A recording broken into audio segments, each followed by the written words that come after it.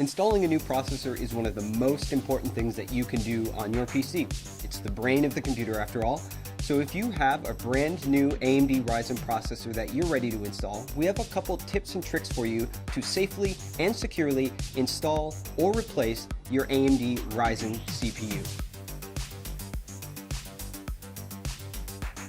The first thing that you have to know is that electrostatic discharge, or the little zaps that you build up by shuffling around on carpet, those can actually be dangerous for the sensitive electronic components in a CPU. But there's a way to deal with that. First, don't build a computer on a carpet, don't build it on a rug. Hardwood floors or even tile floors would be best. Secondly, you can deal with electrostatic discharge with an ESD strap.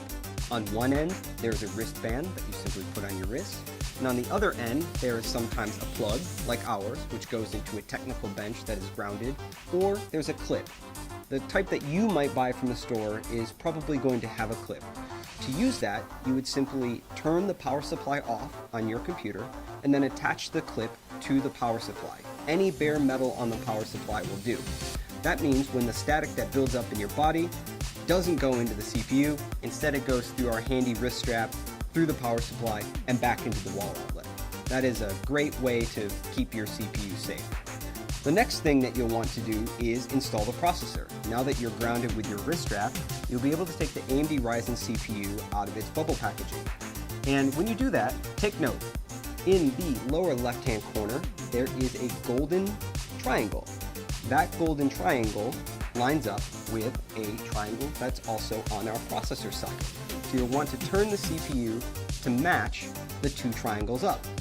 And then you lift the metal arm on the CPU socket, and then you simply drop the processor into the socket.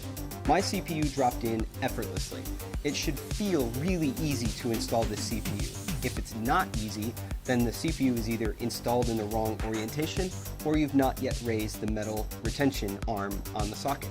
So once the CPU is installed, you can simply put that metal arm back down, and now the CPU is installed. And if there was any electrostatic discharge, that wrist strap that you would have took care of that for you automatically. Now the next thing, and our last step, is to install the heatsink. AMD Ryzen processors come with a heatsink inside the box. And when they come from the factory, they have a thermal compound pre-applied. That thermal compound ensures good heat transfer from the processor to the heatsink and out into the world. It helps keep your processor running cool and quiet. Now, if you've installed and removed this cooler a couple times, that thermal pad might be worn. You can clean it off with isopropyl alcohol, very easy. Now, what happens when that thermal pad gets worn out is that it must be replaced with aftermarket thermal compound. You can buy this from any online electronic retailer, and it only costs a few dollars.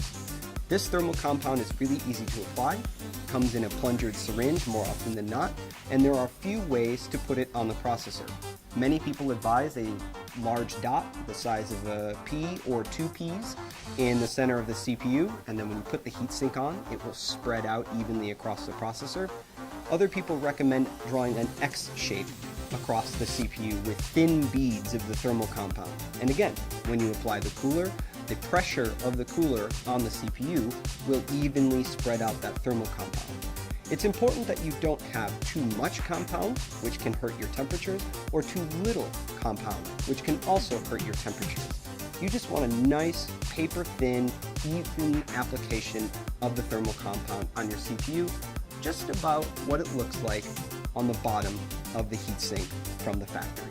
And that is how you safely and securely install or replace an AMD Ryzen desktop processor in your Socket AM4 motherboard.